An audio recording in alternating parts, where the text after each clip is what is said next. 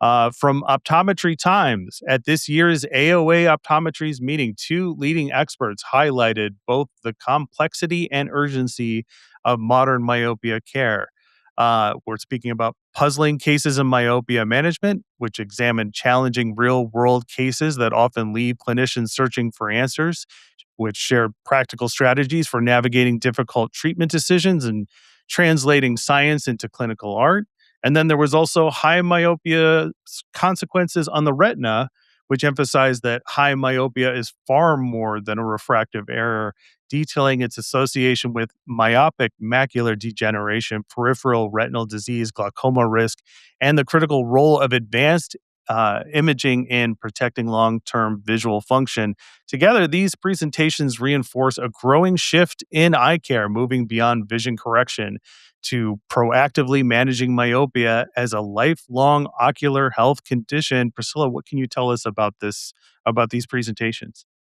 Well, I think first off, it's incredible that myopia is highlighted at optometry's meeting. I think oftentimes we think of the AOA as more from the advocacy standpoint, and people do go to optometrist meeting for CE.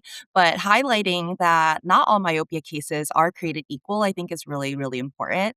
And some of those challenging cases, we've all had it in clinic, right? Very early onset myopia, high myopia, patients who continue to progress even if they're using evidence-based treatments. And I think the point of the article and the point of that talk was really talking about how do you take a stepwise and individualized approach, um, to really understanding what works for that patient. Of course, when we talk about how we measure success, the average practitioner may not have an optical biometer, but there's a very strong emphasis that if you are being serious about myopia management, to purchase one of those, right? Because using axial length as a primary metric instead of relying on refractive alone helps us think about progression and treatment efficacy in a different way. And I think one of my favorite things that, Dr. Longji had mentioned was actually compliance. I think that's like oftentimes like when talking to doctors and the question comes up about progression. This is like truly, I think, a big challenge is doctors forget to ask about compliance and reinforce it, because you could have great treatment, but if your patient's not using it as intended, you're not going to see the outcomes. We like to think our patients are perfect. They're not. Just as all of us, we have our habits and things that we fall back on.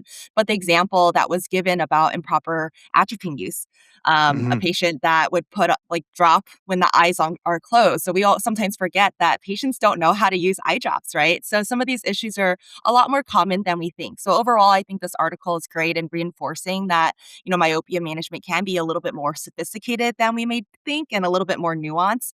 But at the end of the day, I think as a profession, our goal is to try to simplify myopia management so more doctors are feeling confident about treating it and more patients are benefiting from that conversation. But the reality is, you are going to get a handful of those cases that are inherently more complex, and that's totally okay, right? That's where experience, collaboration, ongoing learning, connecting with others in this profession really help.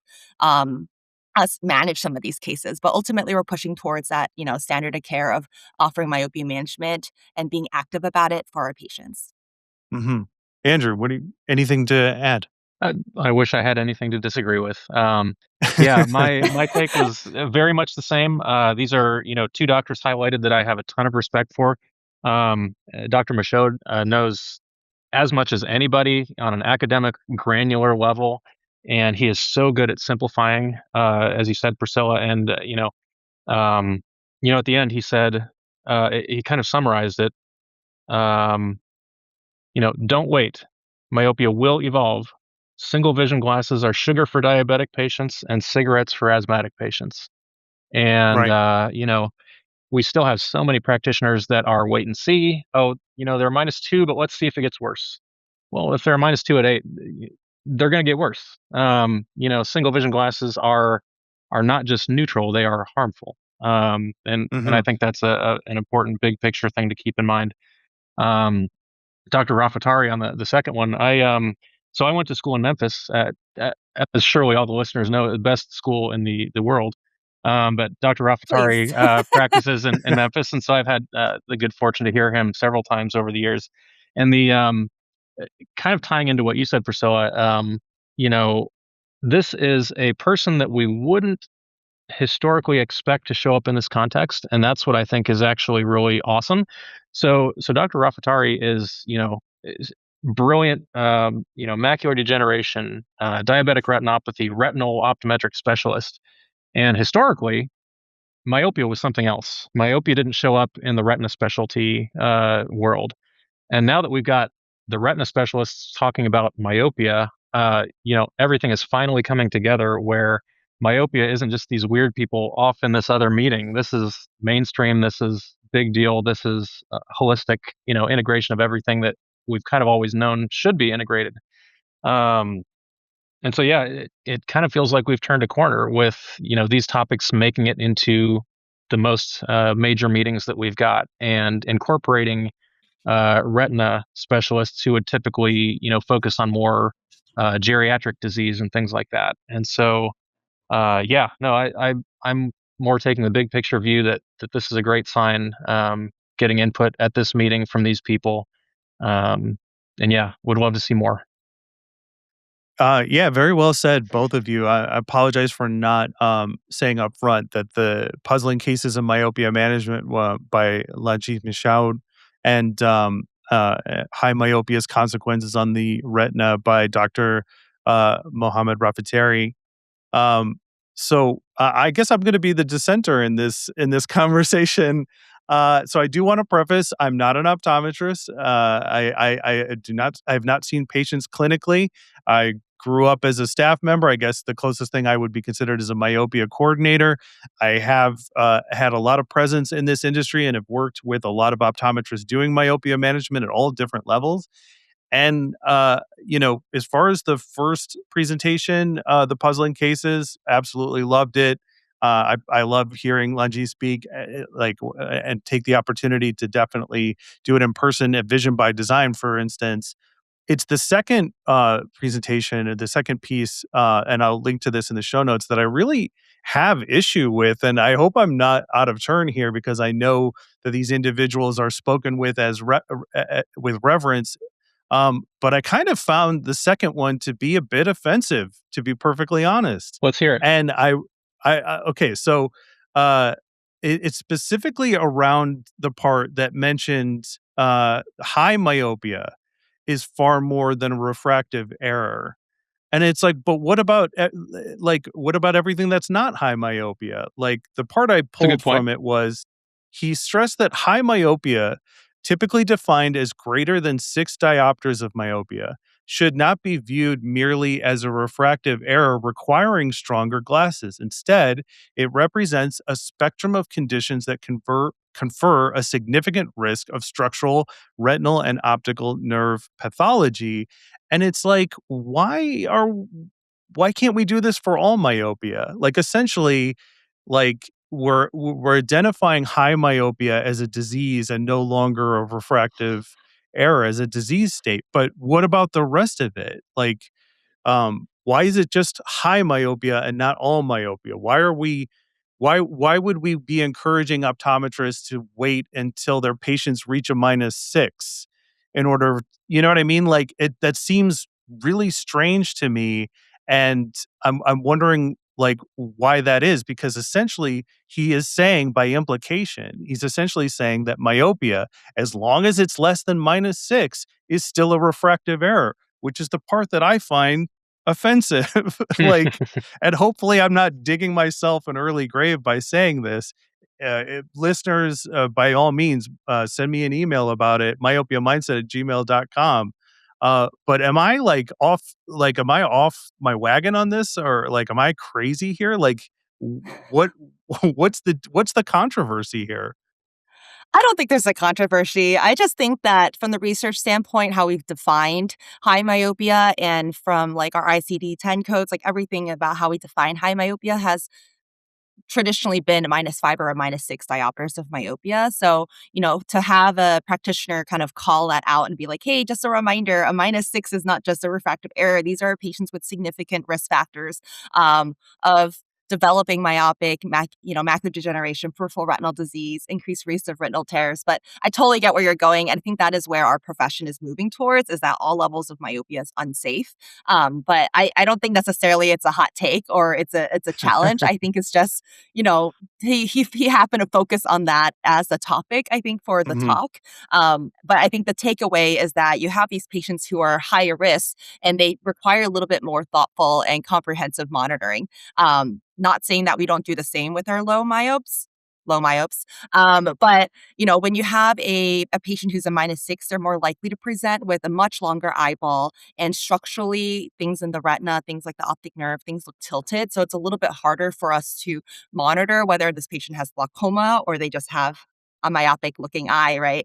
And so I think, as a category, that's just kind of how we've looked at it as a profession, but not saying that we disregard those that have less than a -6 diopter of myopia. What do you think, Yeah. Andrew? Yeah, I mean, I wasn't particularly offended by that just because I think, um, it kind of, don't let the enemy of good be perfect, I guess. And so, yeah, I view it as a positive that we're bringing more people along with the general message, and I think that will continue to evolve. Um, I mean, certainly someone that all of us know and I think respect a lot, Justin Kwan. I've heard many times say something to the effect of, one of our biggest goals is to get kids to graduate high school with -3 or less. And I think that's a great perspective. But I mean, even to that, you could say the same thing. Well, why don't we want them to graduate with -1 or less, or plain or less? I wouldn't nitpick at that. And I think even the premise um, has a little bit of a problem to it. With again, does that -6 patient have a 23 and a half axial length, or do they have a 26 and a half? And probably more likely the second one, but there's no guarantee of that. And so, um, yeah, no, I see it as progress. I like the way you think. You got a little chip on your shoulder there, Matt. A little bit, But yeah. yeah, no, I think it's a great point. I think it's a great interpretation. I wasn't quite so hard on it, but no, it's a great point. But I think that's a very astute observation, actually, because I feel like there is still a significant portion of our colleagues who wait until a high myope before they're actually kind of concerned. There's still a significant portion of them that are going to wait for progression to happen in order to start having the conversation because they think it's an easier sell or easier conversion for the patient. But all of these patients deserve to know that myopia is a disease. It's been recategorized. You know, we have so many places to direct them, including the Right. National Academies of Science, Engineering, and Medicine. Like, the way we're thinking about it is different. And we're not just prescribing lenses for myopia management, right? We're thinking about how do we prevent future retina consults? Because I think the other alternative is that when you're talking to primary care doctors, they're like, well, I don't see the myopic macular degeneration in clinic. I don't see the peripheral retinal disease. So I don't think that the things that you're telling us is actually happening. And, Mhm. when I talk to them, I'm like, well, we see the trends happening in Asia. We are trickling behind in the US, but it's significant enough that, like, Andrew was saying, like, you have retina specialists coming out, kind of ringing the alarm bells out there. But in the US, it's a much slower adoption of that kind of narrative because, they have those patients coming in, but oftentimes it's like they're busy seeing those patients. They're not taking a step back and being like, let me go out and tell people that this is what I'm seeing in clinic. So your average primary care doctor may think that because they're not seeing it, it's not true. But you have, lecturers and, people coming out and being like, hey, this is actually happening. We're seeing these structural changes in these highly myopic eyes. And, we really need to be having these conversations much earlier. So that's kind of, I think, the spin that I look at this, article from. Yeah, like, I wanna be absolutely clear that any kind of spotlight on myopia in whatever form is valuable, and this is not an attack against any specific individual, and the chip on my shoulder that Andrew is mentioning is definitely there, and it's there because when I first started in this industry, working for the AAOMC, which back then was the Orthokeratology Academy of America. And it's like I would work booths and try to talk to optometrists all the time. And they like were very explicit in what they thought of what we were doing as like snake oil, and how dare you do this to children. And myopia is it's a refractive error, like, or it's all genetic, right? And I feel like we need to like rip off this band-aid and be like, this is a disease. This is a disease state. And we cannot give optometrists permission to let this get worse. Like, how many things have we seen or heard or read online? I'm thinking of like the stuff we see on social media with these parents who are like, I've been taking my kid in to see different optometrists, and they keep telling me, like, your kid's eyes will just get worse and there's nothing we can do about it. And some of these kids got to a -6 before they finally got found someone to do something about it. And I guess like I equate this to any other kind of healthcare, right? If I went into a doctor and the doctor was like, "Oh, by the way, you had this, this thing, hypertension or whatever," um, and like I didn't really tell you about it because I didn't feel like I had to. I waited until you got to this point, and now we should do something about it. Like, I mean, my pedigree comes from Carrie Herzberg, obviously. I believe in preventative care. That's how we did things at Herzberg Optical. And I feel like this is kind of a stab in the back to that idea of preventative care. It's like, what is the harm in identifying all myopia as a progressive disease state? Like, somebody tell me why we can't do this. Is it because then optometry has to like belly up to the bar and be like, we used to call it a refractive error and now we can't do that?